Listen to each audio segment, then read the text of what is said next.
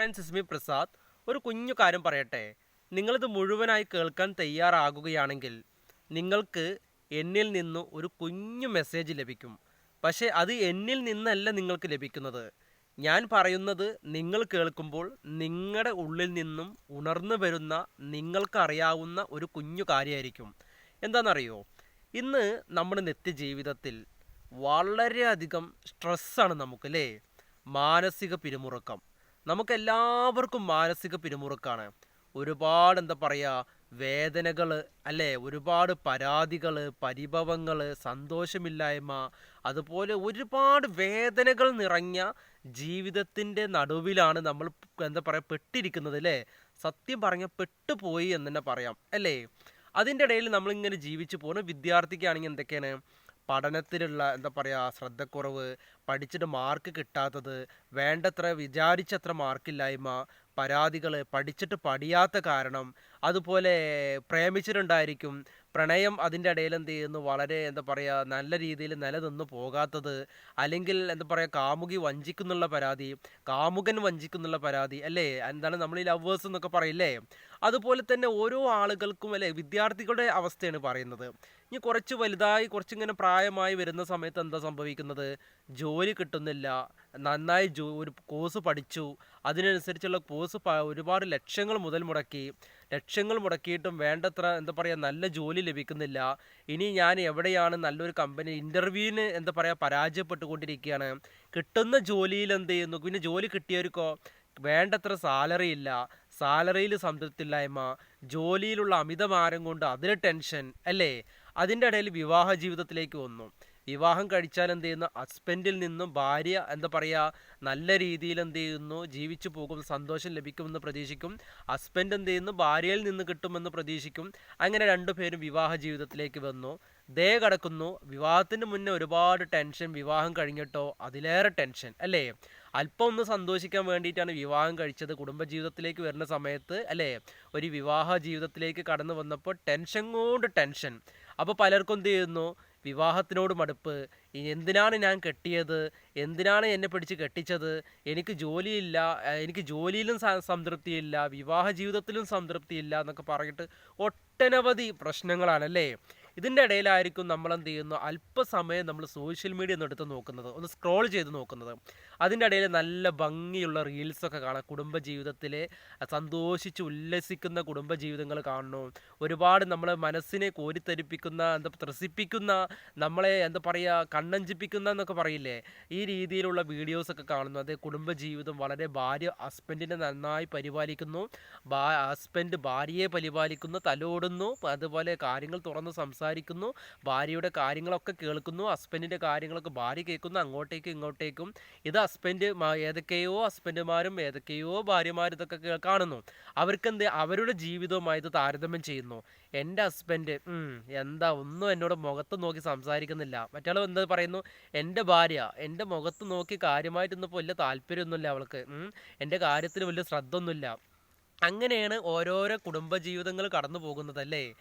പ്രശ്നങ്ങളാണ് സത്യം പറഞ്ഞ പ്രശ്നങ്ങൾ. ഇത് യാഥാർത്ഥ്യമാട്ടോ പറയുന്നത്, വളരെ പരമമായ യാഥാർത്ഥ്യമാണ് പറയുന്നത്. എൻ്റെ അനുഭവം അല്ല കേട്ടോ. എന്നിൽ നിന്നും ഒരുപാട് ആളുകൾ വരുന്ന സമയത്ത് എന്നോട് ഷെയർ ചെയ്യുന്ന, എന്നോട് പറഞ്ഞ, അല്ലെങ്കിൽ ഞാൻ അനുഭവിക്കുന്ന, അവരനുഭവിക്കുന്ന ഓരോരോ കാര്യങ്ങൾ ഓപ്പണായി എന്നോട് പറയുമ്പോൾ ഈ ഒരു കാര്യമാണ് ഞാൻ നിങ്ങളോട് പറയുന്നത് കേട്ടോ. സത്യം പറഞ്ഞാൽ ആർക്കും സംതൃപ്തി ഇല്ലായ്മയാണ്. ആർക്കും സംതൃപ്തി ഇല്ല. സത്യം പറഞ്ഞാൽ ആർക്കും സംതൃപ്തി ഇല്ല. വളരെ എങ്ങനെയൊക്കെയോ ഇങ്ങനെ തട്ടിമുട്ടി പോകണു. എങ്ങനെയൊക്കെയോ ചിലവർക്ക് എന്തെങ്കിലുമൊക്കെ പ്രതീക്ഷ ഉണ്ടായിരിക്കും. ചിലർക്ക് അധികം നമ്മുടെ ചുറ്റുപാടും ഉള്ള ആളുകൾ എന്താണെന്നറിയോ? ഒരു പ്രതീക്ഷയില്ലാത്ത ആൾക്കാരാണ്. ഇനി ഞാനൊരു കുഞ്ഞു കാര്യം പറയട്ടെ.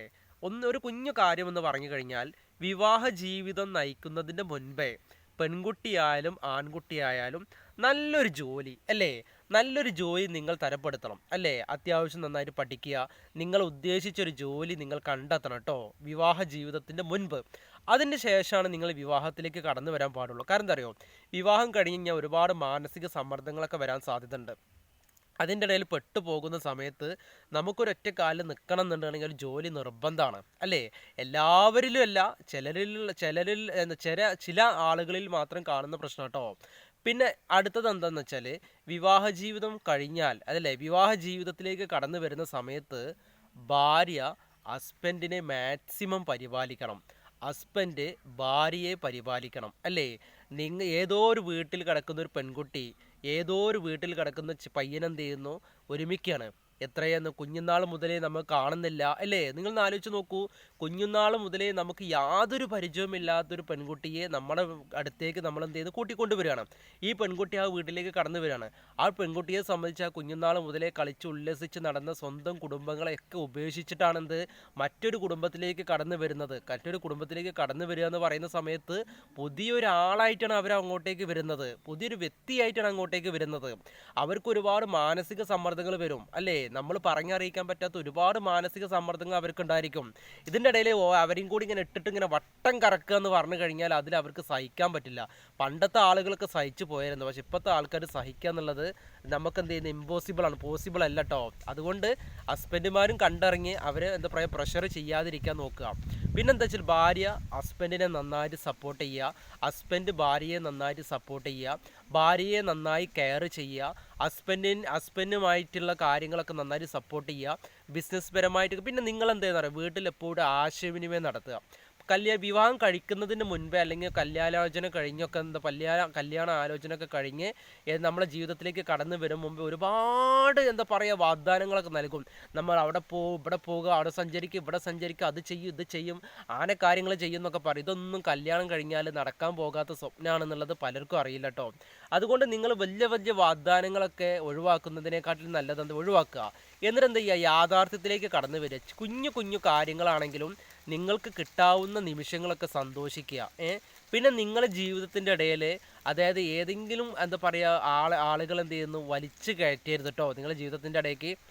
അതൊരു ബോയ് ഫ്രണ്ട് ആകാം, ഗേൾ ഫ്രണ്ട് ആകാം, ഈ ഒരു രീതിയിൽ കടന്നു വരരുത്. കാരണം എന്താ അറിയോ, ഒരു വിവാഹ ജീവിതം കടന്ന് നിങ്ങൾക്കൊരു ബോയ് ഫ്രണ്ട് അല്ലെങ്കിൽ ഗേൾ ഫ്രണ്ട് വരുന്ന സമയത്ത് നിങ്ങൾക്ക് നിങ്ങളുടെ ഹസ്ബൻഡിനോടുള്ള താല്പര്യം കുറഞ്ഞു വരും. അതായത് പരിഗണന, സപ്പോർട്ട്, അല്ലെങ്കിൽ അദ്ദേഹം ഒരു മോശക്കാരനാണെന്നുള്ളൊരു ചിന്താഗതി നിങ്ങൾക്ക് ക്രമേണ വളർന്നുകൊണ്ടിരിക്കും. അതേപോലെ ഹസ്ബൻഡിന് ഇതേപോലെ ഒരു സംഭവം വന്നു കഴിഞ്ഞാലോ, എൻ്റെ ഭാര്യ മോശക്കാരിയാണ്, എൻ്റെ ഭാര്യ വേണ്ടത്ര വലിയ ഉഷാറൊന്നുമല്ല എന്നുള്ള ഹസ്ബൻഡിനും വന്നു ചേരും. അതുകൊണ്ട് നിങ്ങളുടെ ജീവിതത്തിലേക്ക് രണ്ട് പേരുടെ ഇടയിൽ മൂന്നാമതൊരാൾ കടന്നു വരാതിരിക്കാൻ നന്നായിട്ട് ശ്രദ്ധിക്കുക. മൂന്നാമതൊരാൾ കടന്നു വരികയാണെങ്കിൽ നല്ല ബ്രെയിന്, നല്ല തലച്ചോറൊക്കെ ഉള്ള, നല്ല എന്താ പറയുക, നമുക്ക് മോട്ടിവേറ്റ് ചെയ്യാൻ പറ്റുന്ന, നമുക്ക് പ്രചോദിതമായ കാര്യങ്ങളൊക്കെ പറഞ്ഞു തരാൻ പറ്റുന്ന ആളുകളെയൊക്കെ നമുക്ക് ആക്സെപ്റ്റ് ചെയ്യുക. പിന്നെ നമ്മൾ കോൺടാക്ട്സുകൾ ഉണ്ടാക്കുന്ന സമയത്ത് നമ്മുടെ ഗ്രാജ്വലി, അതായത് ക്രമേണ നമ്മുടെ ജീവിതത്തിലൊക്കെ നല്ല രീതിയിൽ മെച്ചപ്പെട്ടു പോകും എന്നുള്ളൊരു തോന്നൽ ഉള്ള ആളുകളെയൊക്കെ നമ്മൾ ആക്സെപ്റ്റ് ചെയ്യുകയും അവർ മുഖേന നമ്മൾ ഗ്രാജ്വലി ഓരോ ദിവസം കഴിയും തോറും നമ്മൾ മെൻ്റലി നമ്മളെന്താ പറയുക, മെച്ചപ്പെടാൻ നമ്മൾ ശ്രമിച്ചു കൊണ്ടിരിക്കുകയും ചെയ്യുക എന്നുള്ളതാണ്. അതുകൊണ്ട് നമ്മൾ പരാതികൾ, പരിഭവങ്ങൾ, ദേഷ്യം, കോപം, ഈ സാധനമൊക്കെ എടുത്ത് ഒഴിവാക്കുക. എന്നിട്ട് സ്നേഹത്തോടു കൂടി, വാത്സല്യത്തോടു കൂടി, പരിഗണനയോടു കൂടി നിങ്ങൾക്ക് എന്തെങ്കിലും എന്താ പറയുക ബുദ്ധിമുട്ടുകൾ ഉണ്ടെങ്കിൽ ഹസ്ബൻഡിനോട് ഓപ്പണായിട്ട് തുറന്ന് പറയുക. നിങ്ങൾക്ക് എന്തെങ്കിലും ദോഷം, എന്തെങ്കിലും എന്താ പറയുക ബുദ്ധിമുട്ടുണ്ടെങ്കിൽ ഭാര്യയോട് തുറന്ന് പറയാം. ഒക്കെ ഒരു ഓപ്പൺ മെൻറ്റാലിറ്റി. ഒരു ഭാര്യ ഭർത്താവ് എന്ന് പറയുന്നത് എന്താണ്, ഓപ്പൺ മെൻറ്റാലിറ്റി, ഉള്ളു തുറന്ന് സംസാരിക്കുക എന്നുള്ളതാണ് അവിടെ സംഭവിക്കേണ്ടത്. അതുകൊണ്ട് ജീവിതത്തിൽ എന്ത് ചെയ്യുന്നു, പ്രയാസങ്ങളുണ്ടാകും, ബുദ്ധിമുട്ടുകളുണ്ടാകും, പരിഭവങ്ങളുണ്ടായിരിക്കും, ദേഷ്യം ഉണ്ടായിരിക്കും, അതായത് നമുക്ക് ഓർമ്മക്കുറവുണ്ടായിരിക്കും, പല സംഭവങ്ങളുണ്ടായിരിക്കും. പക്ഷേ ഇതിൻ്റെ ഇടയിൽ ഇത്രയും വലിയ ടെൻഷനും ഇത്രയും വലിയ പ്രയാസങ്ങളും വരും ദിവസങ്ങളിൽ കൂടിക്കൊണ്ടിരിക്കുന്ന സമയത്ത് ഇതിലേറെ പ്രശ്നങ്ങളും ഇതിലേറെ ടെൻഷനും ഇതിലേറെ ഓർമ്മക്കുറവുകളും കാര്യങ്ങളൊക്കെ നമുക്ക് കൂടി വരാൻ സാധ്യതയുണ്ട് കേട്ടോ. അപ്പോൾ ഭാര്യയെ നല്ല രീതിയിൽ പരിഗണിക്കുക എന്നുള്ള രീതിയാണ് ഒരു ഹസ്ബൻഡിൻ്റെ കർത്തവ്യം. അതുപോലെ ഭാര്യയെ നല്ല രീതിയിൽ എന്ത് ചെയ്യുന്നു, ഹസ്ബൻഡിനെ നല്ല രീതിയിൽ സപ്പോർട്ട് ചെയ്യുക. ഒരു ബിസിനസ് ആയിക്കോട്ടെ, മറ്റുള്ള കാര്യത്തിലായിക്കോട്ടെ നന്നായിട്ട് സപ്പോർട്ട് ചെയ്യുക. അദ്ദേഹത്തിൻ്റെ ഒരു മാനസികമായിട്ടുള്ള ബുദ്ധിമുട്ടുള്ള സമയത്തൊക്കെ നിങ്ങൾ മനസ്സിലാക്കി അദ്ദേഹത്തെ കൂടുതൽ എന്ത് ചെയ്യുന്നു, പ്രശ്നത്തിലേക്ക് കൊണ്ടുപോകരുത്. പലപ്പോഴും ഈ ഭാര്യമാരൊക്കെ പ്രശ്നം എന്താ അറിയാം, ഈ ഹസ്ബൻഡുമാർ ബിസിനസ്സിലൊക്കെ കൂടുതൽ ശ്രദ്ധ ഒക്കെ കൊടുക്കുന്ന ആ ഒരു ബിസിനസ് മെൻറ്റാലിറ്റിയിലൊക്കെ ഇങ്ങനെ പോകുന്ന സമയത്ത് ഈ ഭാര്യമാർ അവർക്കുള്ള കുഞ്ഞു കുഞ്ഞു പരാതികളൊക്കെ വെച്ച് ഇങ്ങനെ അവരെങ്ങനെ ഡീമോട്ടിവേറ്റ് ചെയ്യും. അപ്പോൾ ഇങ്ങനെ ഇത്തരം കാര്യങ്ങളൊക്കെ നിങ്ങൾ ശ്രദ്ധിക്കുക. അവരുടെ സിറ്റുവേഷൻ മനസ്സിലാക്കി ഓരോ കാര്യങ്ങൾ സംസാരിക്കുക. എന്നിട്ട് ചുരുക്കം പറഞ്ഞു കഴിഞ്ഞാൽ ഇതൊക്കെ മനസ്സിലാക്കിയിട്ട് നമ്മുടെ ജീവിതം സന്തോഷത്തോടു കൂടി കൊണ്ടുപോകുക എന്നുള്ളതാണ് ചെയ്യേണ്ടത്. കുറഞ്ഞ ജീവിതം നമുക്കൊക്കെ കിട്ടൂ. നമുക്ക് ഒരുപാട് കാലം ജീവിക്കുന്നൊക്കെ തോന്നും ജീവിക്കുന്നതിൻ്റെ ഇടയിൽ, അസുഖമില്ലാത്ത സമയത്തൊക്കെ. അപ്പോൾ അതുകൊണ്ട് ഒരുപാട് കാലം നമ്മൾ ജീവിക്കില്ല കേട്ടോ. ഉള്ള ജീവിതം ചിലപ്പോൾ നാളെ തന്നെ ചിലപ്പോൾ നമ്മൾ തട്ടിപ്പോയേക്കാം, വലിയ ഉറപ്പൊന്നുമില്ല. ഇപ്പം ഞാൻ ഈ വീഡിയോ പറയുന്നു, ഒരു പക്ഷേ എത്ര കാലം കാലം ഞാൻ ഇങ്ങനെ പറയുന്നു എനിക്കറിയില്ല. നിങ്ങൾക്ക് എന്ത് ചെയ്യുന്നു, എത്ര കാലം ഇത് കേൾക്കുന്നു എനിക്ക് വലിയ ഉറപ്പൊന്നുമില്ല അല്ലേ. ഇന്ന് ഈ ഒരു വീഡിയോ ഇട്ട് കഴിഞ്ഞാൽ എന്ത് ചെയ്യുന്നു, ചിലപ്പം എത്രയോ വർഷം ഈ വീഡിയോ ഇവിടെ കിടക്കും അല്ലേ.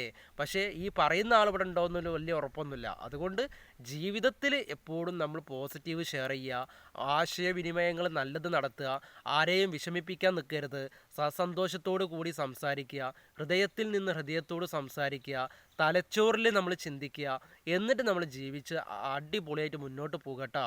അപ്പോൾ അതുകൊണ്ട് നമുക്ക് വീണ്ടും പുതിയൊരു വീഡിയോ പുതിയ എപ്പിസോഡുമായിട്ട് കാണാം. Okay, bye bye.